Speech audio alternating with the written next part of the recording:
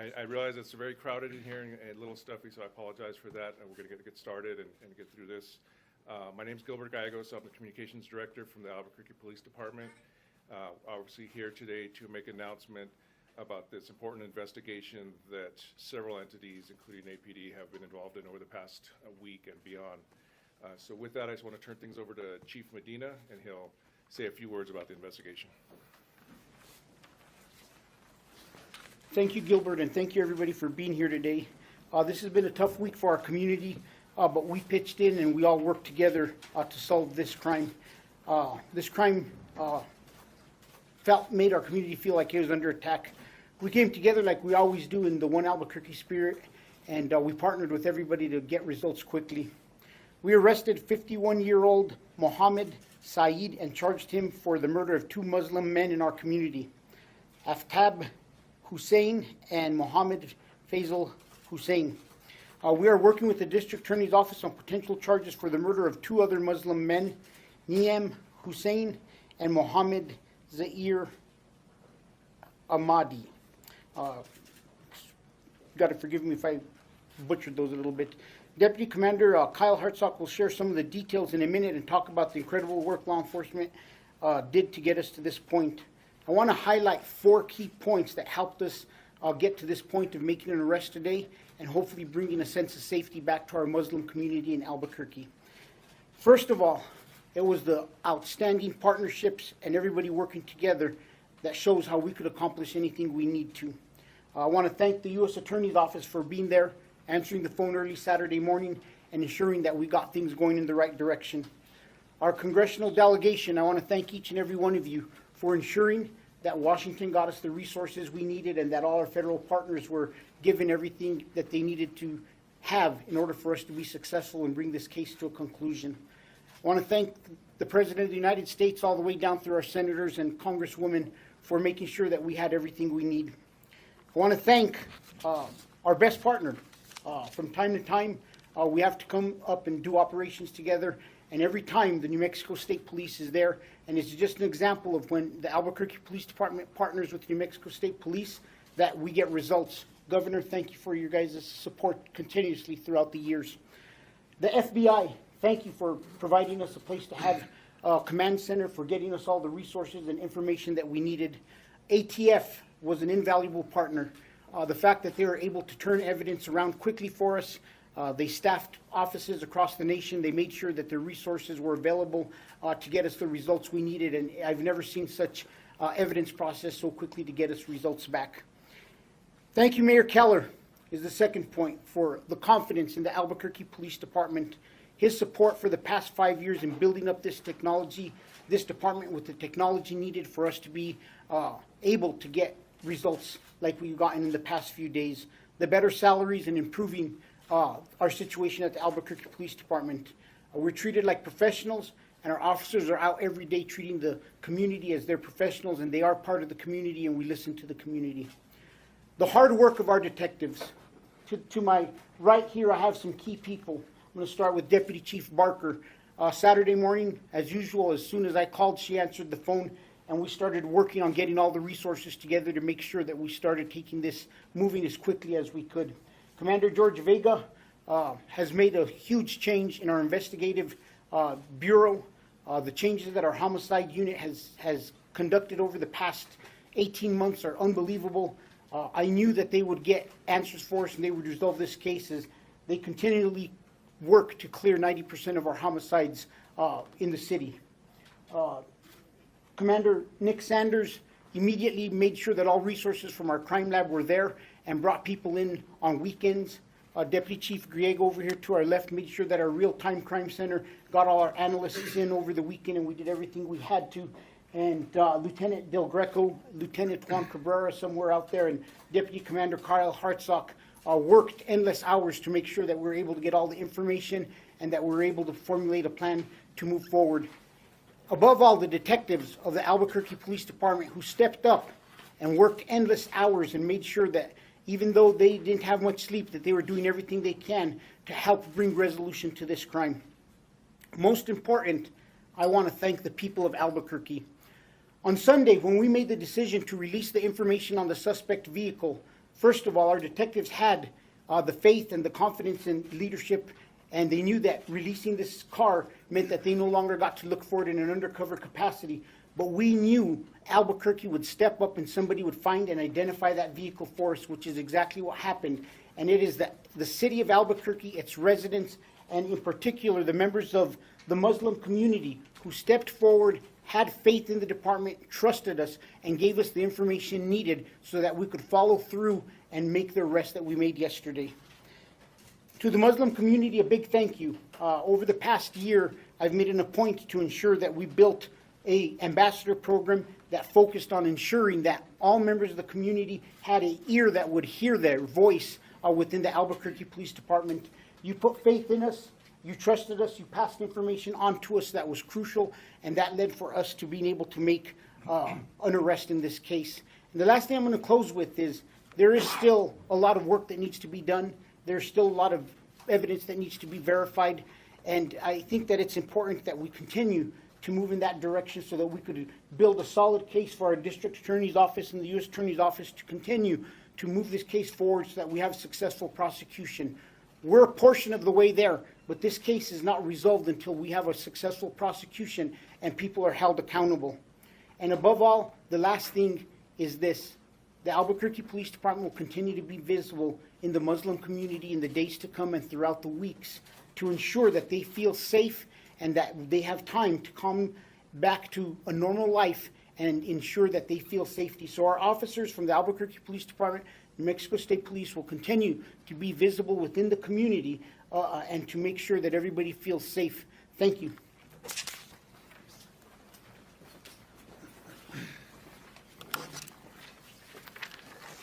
With that, we're going to have Deputy Commander Kyle Hartsock give a little more detail on the investigation itself. Good afternoon. My name is Deputy Commander Kyle Hartsock. I'm in the Criminal Investigations Division of the Albuquerque Police Department. Back on July 26th of 22, late at night, Afsal Hussein was found shot to death off Rhode Island Southeast. On August 1st, 22, again late at night, Ahmad Assad Hussein was found dead not too far away off Cornell Southeast. Our homicide unit as well as the crime scene team started to notice some similarities between these two cases. With the help of the ATF's NIBIN program, we were able to relate the casings found on both these scenes that were likely fired from the same firearm. We quickly started looking at other cases that could be similar and identified that there might be a really active public threat, someone targeting a certain community for reasons unknown or certain persons for reasons unknown. 5 days ago, we came to the public and asked you guys for help. Just 5 days ago. And in 5 days, we've identified 51-year-old Mohammed Saeed as the person who perpetrated at least the two crimes on Rhode Island and Cornell Southeast. We're continuing to investigate his involvement in the other crimes closely with the District Attorney's Office and the Federal Prosecutor's Office. What we can tell you is a tip from the community is what helped us lead us to this subject and what helped us eventually find the car that we put out just 2 days ago to the public. Hundreds of tips have come in at the very least that have been thoroughly reviewed and gone through. Dozens of interviews took place. We started to focus in on Mr. Saeed, and last night secured a search warrant for his residence near Gibson and Carlisle in southeast Albuquerque. As we were getting ready to execute that search warrant, we saw him load into a vehicle. As a matter of fact, the vehicle we believed that was used in the homicides that we put out on the poster, and we followed him. With the help of state police, we were able to stop that car near Santa Rosa, New Mexico, and at the same time, our SWAT team executed a search warrant safely on the occupied home, taking all the residents out and allowing our crime scene and homicide investigators to go into that home.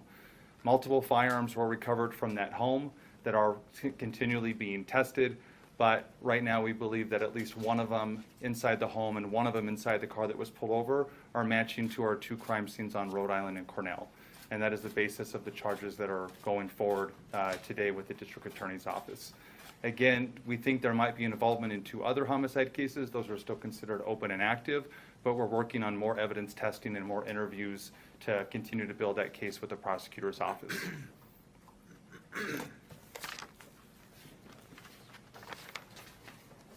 Thank you, Kyle. Now, as the chief said, we have had a lot of help from the state of New Mexico State Police and from the governor's office. So with that, I want to introduce Governor Michelle Lujan Grisham.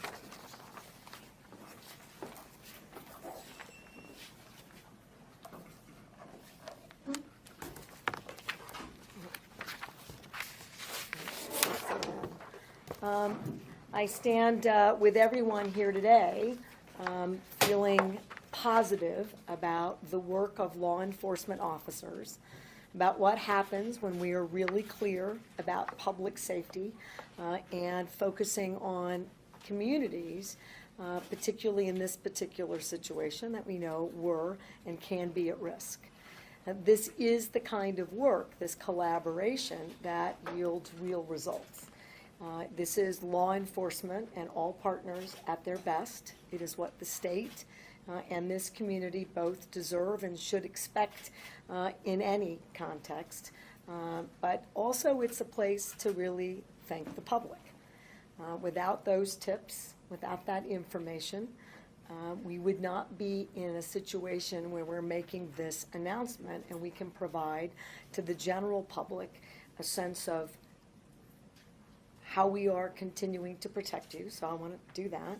Two, that we are working on the justice side of that equation, which is absolutely critical, not only for protecting the families who have been affected, but also making it really clear that we will bring justice, the full force of the law, and accountability will be made.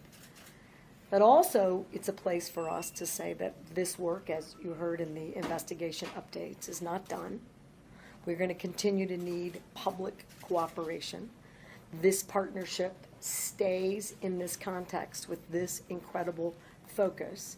And all of the state resources, married with every single local resource, will continue until every single member of every single community, but particularly the Muslim community, are clear about their safety, wherever they are in this community, wherever they are statewide.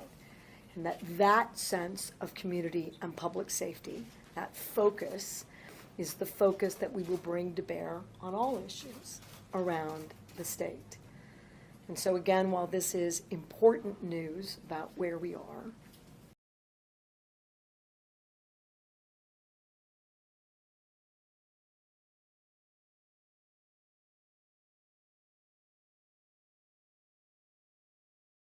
of purpose and effective leadership between the law enforcement teams who have done everything in their power and will continue to do that to make sure that we improve and create the kind of public safety environment, no matter the threat, that every single person and family in Albuquerque and every single person and family in New Mexico deserves. Thank you again to everyone who is here and to the incredible commitments of our first responders, our investigators, and our law enforcement community.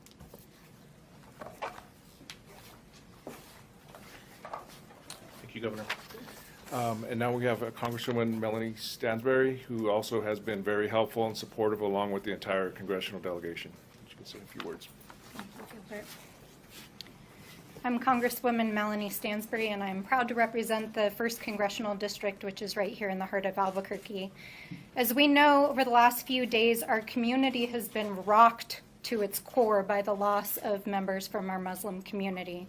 Our community is still grieving the lives of Muhammad Afsal Hussein, Aftab Hussein, Naeem Hussein, and Muhammad Ahmadi. We have to hold space for this grief as we honor the lives and memories of those who we've lost. These losses are felt deeply in our community, and especially for me, as one of these individuals slain last week, Muhammad Afsal Hussein, my dear friend and former staffer, whose family is with us here today. Muhammad was kind, hopeful, optimistic, a city planner who believed in democracy and in social change, and who believed that we could, in fact, build a brighter future for our communities and for our world.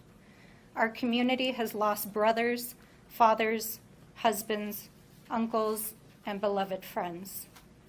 I want to reiterate the thanks that have been given here today for our incredible law enforcement community, the rapid, diligent, and coordinated response of the Albuquerque Police Department, State Police, the FBI, ATF, U.S. Marshals, and other federal law enforcement, our district attorney, U.S. attorney, mayor, governor, and local leaders, along with my fellow colleagues in Congress. Thank you for your leadership. This coordinated response and support from the community, as has been said, has been crucial in the rapid response to this emergency and the effective apprehension of the suspect today. Though the work of law enforcement is what has gotten us here today, and the primary suspect in these horrific killings has been apprehended, the investigation is ongoing. We would be remiss if we did not address the national profile that these tragedies have garnered across the United States and the terror that has not only gripped New Mexico's Muslim community, but our Muslim communities across the U.S. Our communities have been bracing to respond to the potential of hate-driven crimes and the impacts of Islamophobia and other racist acts that have impacted our communities for far too long. We must continue to engage in that work, to engage in healing, and to recognize the open lines of communication between our communities and law enforcement is what helped to put an end to these specific tragedies. I want to again thank APD, our mayor, our governor, and all of the law enforcement and justice individuals who've been involved in this case for your tireless work over the last several days. We must continue to hold space and grief for our communities as we find a way to move forward together and heal. We must commit again to protecting one another, keeping each other safe, forging bonds of friendship and solidarity. I know that that is what my friend, Muhammad Afsal, would have wanted, and it is in his memory that we will do this work together. Thank you.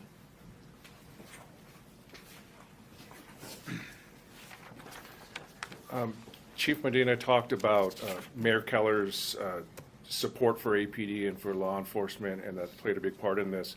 But the mayor, as head of the city, I think brought a whole lot more in terms of city resources and focus on the community and the Muslim community. So with that, I want to introduce Mayor Tim Keller. Thanks.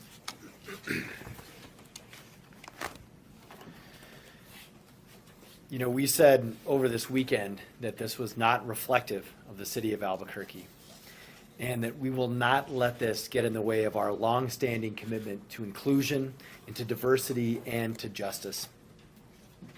It was just 2 days ago where we also said that we are not going to stop until we can return safety to the Muslim community, and that we will be unified in supporting both the community during these tough times, but also in supporting law enforcement to bring justice.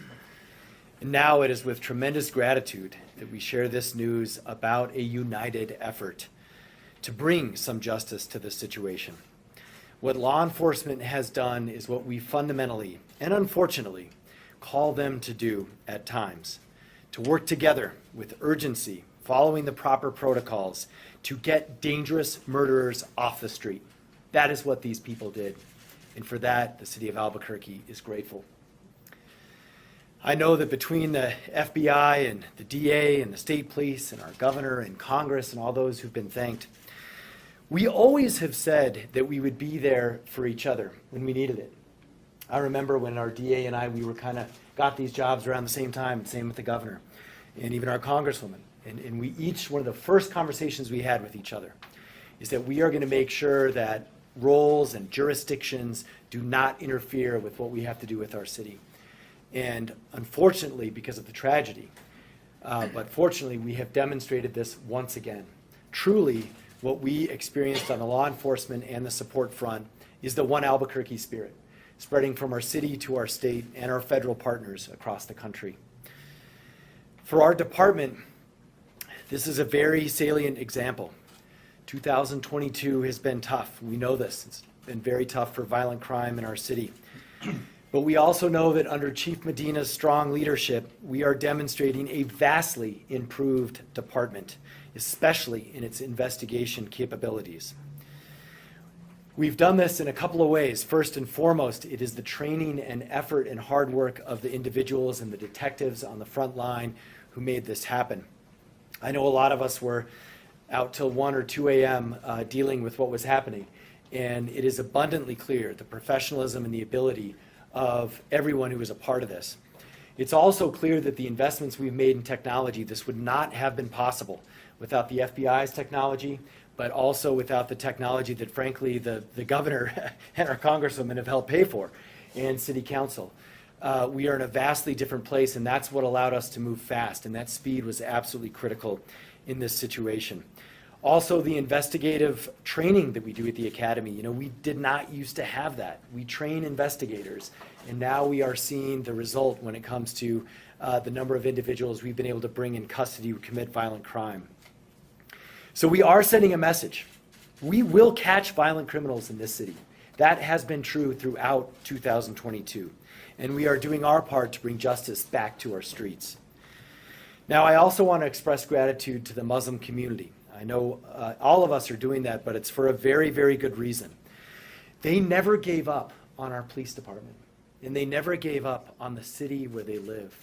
And I want to thank you for doing that. There is no way we could have put these pieces together without them. Also, for the public, the residents of Albuquerque, as you heard, we could not have done this without all the tips that came through. And, sometimes it takes a village. I think Ahmad said, and this is a good example of we did not yet let our fears or even our biases get in the way of doing what we all needed to do to bring some justice. So I want to close by just saying that tonight it's our hope that while families continue to grieve, what our Congresswoman mentioned is absolutely a pain and a scar that is wide open in our community. And while families continue to grieve and our community mourns the loss of loved ones, hopefully there is some semblance of safety and some of closure that we know is true because these perpetrators are now in custody and are being charged. And tomorrow, we're going to continue our efforts to support public safety, even in our Muslim community, as was mentioned, and also the trauma support that we're providing for our community safety department. And we're going to continue to expand and extend our hearts in openness for those who are in a time of need. And going forward, we are going to build on the progress we've made with our Office of Equity and Inclusion, which played a key role in community support, also our Office of Immigrant and Refugee Affairs. These are extremely important offices, and we never acknowledge that until there's a tragedy in one of these communities. And it also means we have to formalize what we're doing with our Asian community and with our Muslim community going forward and make sure that these bonds that have been recently forged are there going forward. So with that, let me again say thank you to all those involved who made this happen, and our prayers are still absolutely with the community this evening. Thank you.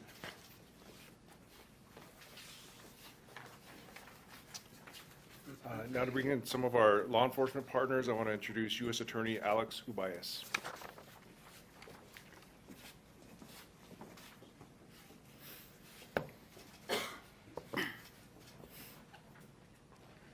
Good afternoon. My name is Alex Ubayas. I'm the United States Attorney for the District of New Mexico. My heart goes out to the families and the communities of these victims, entire Muslim, Middle Eastern, South Asian community, and to all our communities. Your pain is our pain. Your community is our community. Thank you for your faith and your trust, and we will not let you down. I want to thank, as many have here before, all the members of the law enforcement team, the government at work, and the people in the community who've spent far too many hours over the past 4 days on the streets and in cars and huddled in rooms and listening to radios and looking at computers and passing through video. These brave folk wearing the badge and these brave folk in the community calling in are working tirelessly on this investigation that continues.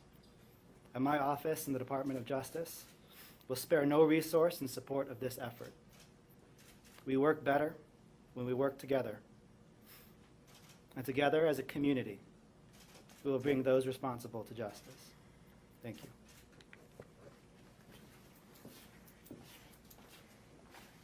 Thanks, sir. Next, we have the FBI Special Agent in Charge, Raul Buhanda.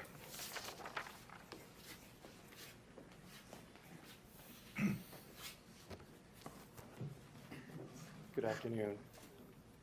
So I think a lot of the people that are standing up here are tired, but for a good reason, because we were driven to do the right thing. This investigation since the beginning has focused on bringing justice to the relatives of 4 homicide victims, our brothers. while protecting Albuquerque's Muslim community from other harm. The FBI will always be there with you. Since the FBI set up a command post that is literally, and I wish you could have seen it, was literally by all these individuals that are up here, those individuals, the people that we represent, were sitting side by side. And then we couldn't even tell them to go home because they did not want to go home, because they were doing the right thing for the community. Like I have often said, these are our communities and we will fight like heck to keep everyone safe.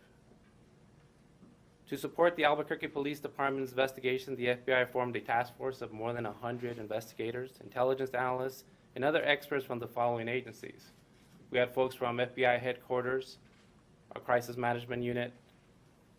We also had the men and women, the proud men and women of the Albuquerque Police Department, the U.S. Attorney's Office, ATF, U.S. Customs and Border Protection, New Mexico State Police, Bernalillo County District Attorney's Office, and Bernalillo County Sheriff's Office. The task force worked 24/7, and we're going to continue to work diligently. We've had a total of about 230 tips. Most of them have come through Crime Stoppers, and some have come through 1-800-CALL-FBI. And we're going to continue to take all those tips for this one reason, because there might still be evidence out there. Someone might still have seen something that'll make sure that we're not missing anything as far as this investigation goes. I want to take this opportunity to thank all the men and women who worked so well as a team and spent so much time on this case. We worked as a team, we were friends to start with, and we're better friends afterwards. They personify what is meant by the relentless pursuit of justice. I want to especially thank Chief Medina for his leadership to our city in this difficult time, as well as the mayor and the governor. They weren't calling for updates. They were calling to see what else can we do. If the public has any additional tips, please continue to reach out to us. Our thoughts and prayers continue to be with the victims and their loved ones during this difficult time. Let us honor them as a community by coming together to make sure justice is done. It's our diversity and our unity that makes Albuquerque beautiful. Thank you.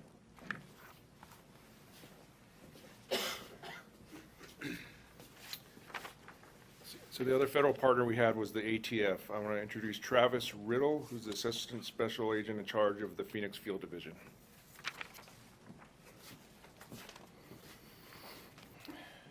Good afternoon. First and foremost, ATF would like to express our deepest condolences and sympathies to the victims and the families of this senseless tragedy. Our agents are members of this community, and we feel this loss also. We've used every available resource to support our partners in prosecuting those responsible. ATF has brought our unique capabilities to this investigation, such as our ability to trace firearms and process ballistic evidence. We've used these resources to help our law enforcement partners bring the individuals to justice. ATF contributes technical expertise to law enforcement efforts by providing the use of its NIBIN, or the National Integrated Ballistics Information Network, Firearms technology. We utilize this in processing ballistic evidence to determine if a firearm was used in one shooting and has also been used in additional shootings. We see patterns that were previously unknown to us, and those links are valuable investigative leads. ATF takes a preventative approach to violent crime by targeting and prosecuting the sources of crime guns. The key tool in this effort is eTrace, which is a secure web-based law enforcement network run by ATF's National Tracing Center. This system assists the National Tracing Center and other law enforcement agencies during their comprehensive traces of recovered crime guns from manufacturer to the last legal purchase. Investigators use this data to uncover patterns of firearms trafficking, identify illegal and straw firearms, and develop leads to recover firearms used in violent crimes. I'm extremely proud to be here with you and with our partners to highlight the positive work done by all the agencies standing here today. Thank you.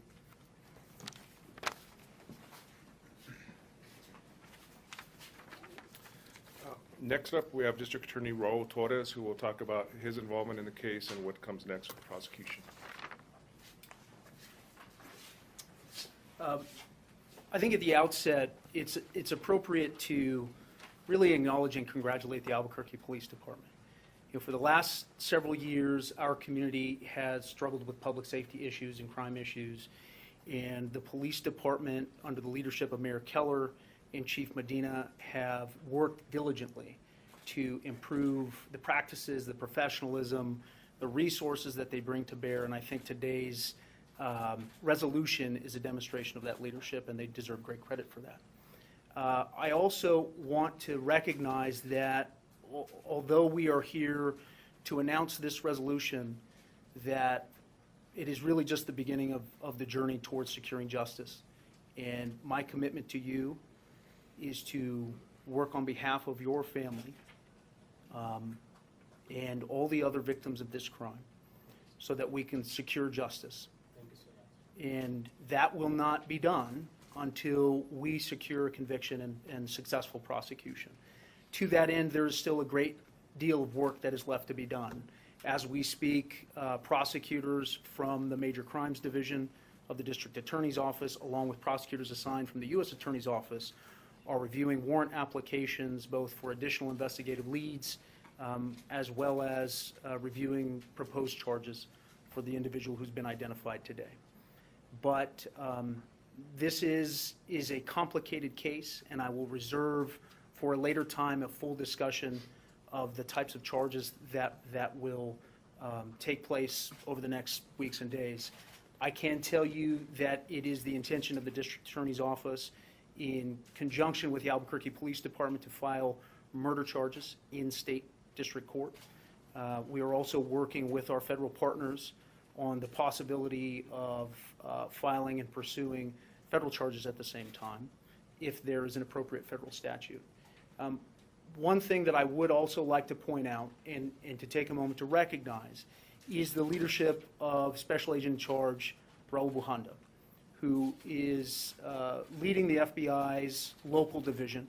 I have worked with and known a number of his predecessors, and he is doing extraordinary work. He referenced the first task force meeting where all of the agencies got together. And I can tell you, as somebody who has been a prosecutor for most of the last couple of decades, when you get law enforcement together, they don't always cooperate. They don't always get along. Sometimes there's a lot of discussion about who's in charge of what. And I can tell you from the very beginning that FBI, ATF, state police, and APD worked seamlessly and collaboratively. And that is a model for what we need to bring to bear for every violent crime in this community, so that every voice matters and that every loss matters. And so on behalf of the District Attorney's Office, I want to make that commitment to you, and I want to again thank the hard work of the men and women of law enforcement who made this resolution possible. Thank you.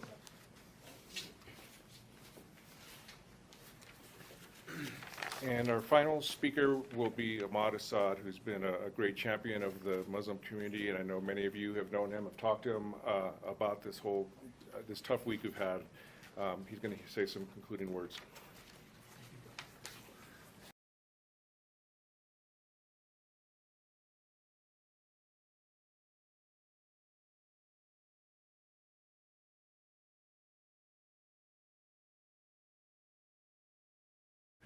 And being amongst these wonderful people, these dedicated servants, bravery that has been displayed has brought me almost to tears. I have to tell you that, especially when I learned that statement came up that they did not want to go home. That was just resonated with me, and I'm just humbled on behalf of the entire community, and on behalf of New Mexico. I am a New Mexican, first and foremost, and I am proud of the law enforcement partners and all offices represented today for their steadfast commitment to our community and to bring in justice swiftly.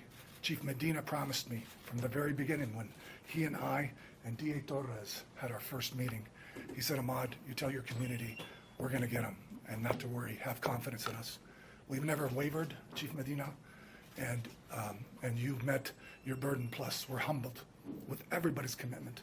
I can't express enough the gratitude that I have from my community, from the bottom of my heart, on behalf of all the family members of the ones we lost and we still mourn. We will not ever forget. and we're hopeful that we have no further losses in our community. We're also hopeful that violence at large is eliminated, and we pray for every family, not just Muslim families, for the losses they've endured in the era of violence, if you will. So I'm a big fan of law enforcement today, standing before you. I'm a big fan of every one of these folks, all the way, bottom up, top down, from the chain, all the way up, all the way down. I am deeply humbled, and I am thankful for everything they presented today. We hope and pray that that things are brought to a conclusion and there's some closure for the family soon. We respect, certainly, the criminal justice system and the presumption of innocence, and we understand that. DA Torrez is right. This is just the beginning. There are a lot of complications and steps that need to go forward. But I don't want to take a lot of your time. I wanted to make an emphatic statement today about how thankful and immensely grateful we are for all the hard work. We're very proud of our New Mexicans. We're very proud of our law enforcement agents, and from my representatives from the governor's office all the way down, from our congressional delegate, Congresswoman Melanie Stansbury, from the mayor, from DA Torrez, from the FBI, from all the law enforcement partners, everybody. I can name everybody that's here and not here that's working boots on the ground. Ahmad Assad, this community, New Mexico appreciates everything you've done. Thank you. Before we shift to questions, Chief Medina just wanted to say a few words, and then we'll happily take your questions. You know, one of the questions that I know is probably going to come up today and that we addressed early on as an administration and everybody here was, were we going to label this a hate crime or were we going to label this a serial killer? And we stood strong and we held a line that we weren't going to use any of those labels at that point in time, because it would have been irresponsible for us as a police department to say that and further drive fear into a community that was already in fear. We still don't have any indication that either of these incidents or topics, labels would have been appropriate. And as the investigation continues, if it changes, we will surely notify the public and be transparent about that. Well, I know that was going to come up, and I wanted to thank our Public Information Officer, Gilbert, because many of the times as I was out, it was Gilbert who was in front of the camera, who stood strong and made sure that we stayed strong on our stance and that we defended it. Thank you. So we'll take questions now. I'll do my best to farm them out to whoever can answer them, but feel free to jump in if you guys want to take one of these questions. So with that. Can we hear some more about the motive that's being examined by the authorities right now, whether this, the press release stated something about interpersonal conflict, and we've heard that the suspect's daughter may have married a Shia man, the suspect's a Sunni Muslim. Can we hear more about that? Deputy Commander Hartsock can speak to that a little bit. And I will also mention that once we have charging documents and a criminal complaint, we'll release that as well, which will have some of the details. The motives are still being explored fully to understand what they are. We do have some information about those events taking place, but we're not really clear if that was the actual motive, if it was part of a motive, if there's just a bigger picture that we're missing. So what's really important is we're still investigating it. Even though he's arrested today, we're going to continue to investigate and work with our prosecutors to understand what the motives were, and that's important in every violent crime investigation we have. So we have heard those things, but we're not sure if that's the only motivation. Is it correct that the suspect is Sunni and that two of the three most recent victims were Shia? We've heard different versions of the sex. We're not too clear on it, so we can't be accurate right here in front of you today to confirm it. And what about the chase that took place all the way to Santa Rosa? Was that like a high-speed chase that involved state police? How did that unfold? It was not a high-speed chase. It was a traffic stop that occurred off the I-40 exit in Santa Rosa with state police and Albuquerque Police Department and the FBI assisting. Was he being followed the entire time? We're not going to get into that, but we pulled him over in Santa Rosa and were able to stop him and detain him. Throughout this investigation, we've been saying killer and killers. Are there more suspects that you are looking into at this time? Right now, we're only charging one person, but evidence, we're going to follow the evidence. If the evidence leads us to someone else that needs charges, we'll be happy to file them with the DA's office. And when you went the SWAT situation at the house, was there any resistance from the family, or were they cooperative in getting the evidence that you needed? As far as I know, we were able to safely remove everyone from the house. I don't know what level of cooperation we had, but we were able to remove everyone from the house and interviewed most of the occupants. Yep. How strong is the evidence, or how confident that this suspect is connected to the other two murders that are part of this case? It's strong enough that we're continuing to list him as the most likely person of interest or suspect in the case. But again, if the evidence leads us to someone else, we're going to follow the evidence. Does the ballistic evidence show that a different firearm was used in the first killing and the most recent killing? That analysis isn't done quite yet, so we don't know. Can you say anything more about the tip that you got? It was as a result of the reaching out to the community we did. It came from the Muslim community directly to APD and the FBI, and we explored it. But you'll see in the complaint a little more context to it, but we're not going to detail it too much more, but it pointed us in the direction of the Saeed family. Police. Can you tell us any more about the background of the suspect, where he's from, when he came to the U.S., that kind of thing? Our information shows us he's from Afghanistan. We think he came in the last several years to the United States. He does have a few minor misdemeanor arrests from domestic violence and some other misdemeanors by the Albuquerque Police Department over the past 3 or 4 years. That's our only known history with him.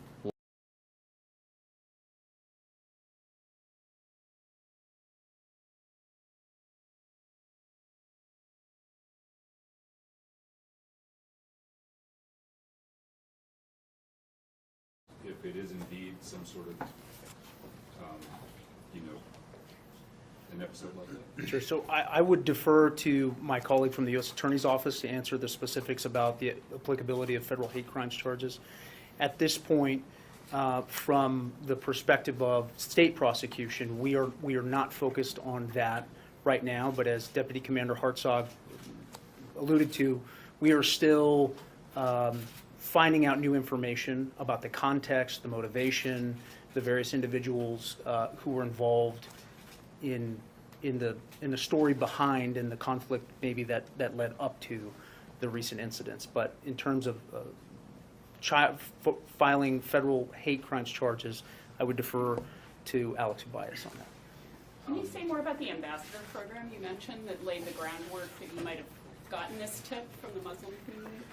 You know, one of the things, as we all know, the Albuquerque Police Department is under a settlement agreement, and one of the parts of that settlement agreement with the federal government is the fact that we had to increase and improve our relationships with the community. So what we did is we created a group of officers and we trained them in dealing with individuals from that were in minority status, and sometimes it's based off of race, religion, and we assign officers to these groups of individuals, and these officers are the ears. I call them the ears from the Albuquerque Police Department for the voices never heard. And it's a concept that will continue, and I think that during this time, we recognized that there were two things that we needed to accomplish as a police department. First is we had to have a good, strong investigation. But on the other hand, we needed to make sure that we were working and ensuring that the community felt safe.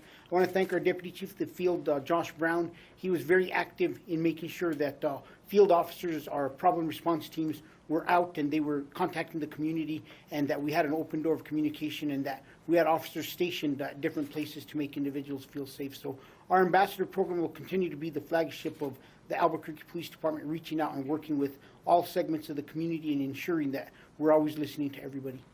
Is the suspect cooperating in the questioning? And also, can you confirm that 2 of his sons were also detained and questioned and released? He did make a statement. The suspect who's being charged, his sons were questioned as well, but released. And they've both been released? Yes. What kind of digital forensic evidence are you looking into to connect everyone? And was the online portal helpful with these tips? You mentioned technology and investment in that. We're definitely on every violent crime investigation. We're always looking at any kind of digital evidence. We can't comment too much on that right now. And the online portal was extremely helpful, as well as Crime Stoppers tips. We had several people upload video surveillance from their homes in the areas voluntarily to us that captured, the sounds of the shots, vehicles leaving, other cars in the area.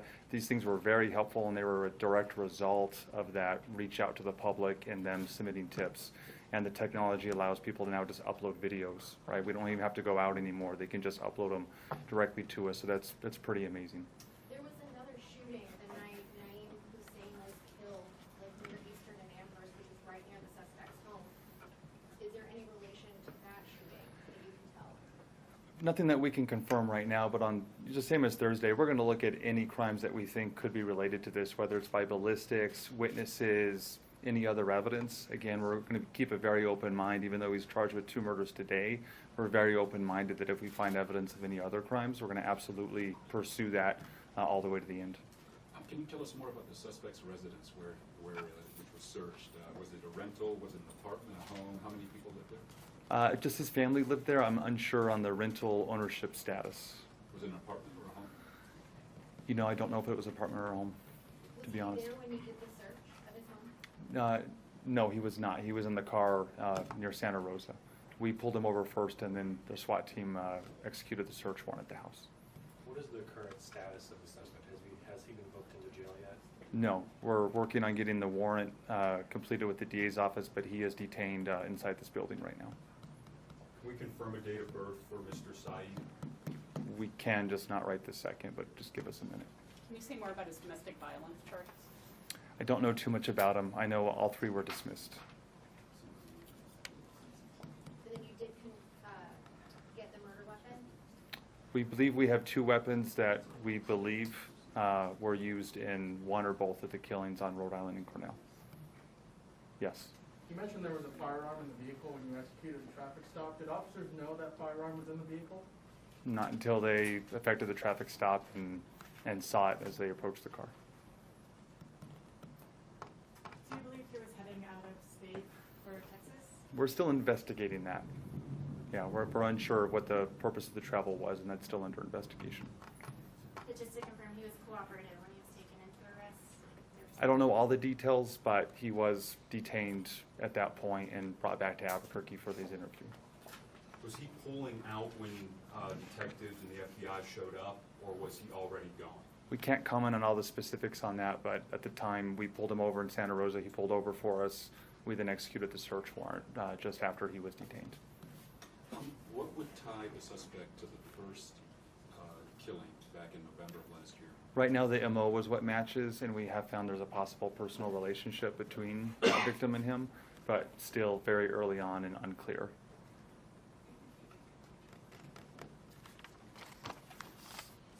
When you say that there was a possible relationship, are you talking about all of the victims, or just a couple, a few? Honestly, we're still investigating to try to really understand all the relationships, but again, the community and the families have been very helpful in this. That's the thing I'll say too, is the FBI's Victim Assistance Program as well as our Victim Services Unit have been working together and working with 4 different families that are in Albuquerque and across oceans to communicate with the families, learn background information, and in some cases help handle how the remains are going to be shipped back overseas. So we're working with our advocates and the families, and it's helping us understand and be educated on a lot of this background. Now that someone has been detained, the 2 mobile units that APD has set up at Luna Linda Park and at Highland High School, will those still be intact or will those be taken down? You know, we're going to continue to have a presence in the community, as we stated earlier, and at least through the end of the week, there will be those visible presence, and those units, those mobile units will remain on scene. One of the other things I want to mention is, like Secretary Bowie, I just want to thank you and State Police. Our air support unit was down, and on Sunday when we made the announcement about the suspect vehicle, State Police immediately had up their air support unit, because we did have a fear that the individual would try to leave, and we were looking for all exit points of the city to see if the car went. So just everybody once again working together was a big success for us. And you know, we did try to plan for this individual leaving. He didn't leave that night, but it looks like the next day individual drove out of the city. Any idea how long he's lived in Albuquerque? We don't know, maybe at least 5 years or so. Yeah, we believe around 5 or 6 years. You know if he was on refugee status from Afghanistan? Don't know his status, man. You mentioned a personal connection to the potential connection to the first victim. What about to the 4th victim? Again, we're still understanding that, and if we charge on those cases, I think in those charging documents, you'll better see what we found in there. But right now, I don't think we're ready to comment on it because we want to make sure that we understand it correctly. Any other info on the weapons? Were they legally obtained or? That's also still under investigation, but ATF and the FBI are helping take the lead on that, and they've been tremendously helpful in understanding where the weapons came from. Okay, well, we'll wrap things up. I appreciate it, everyone taking the time. I know it took a little while here. If you want interviews with anyone involved, let me know and we can try to facilitate that. Thank you very much.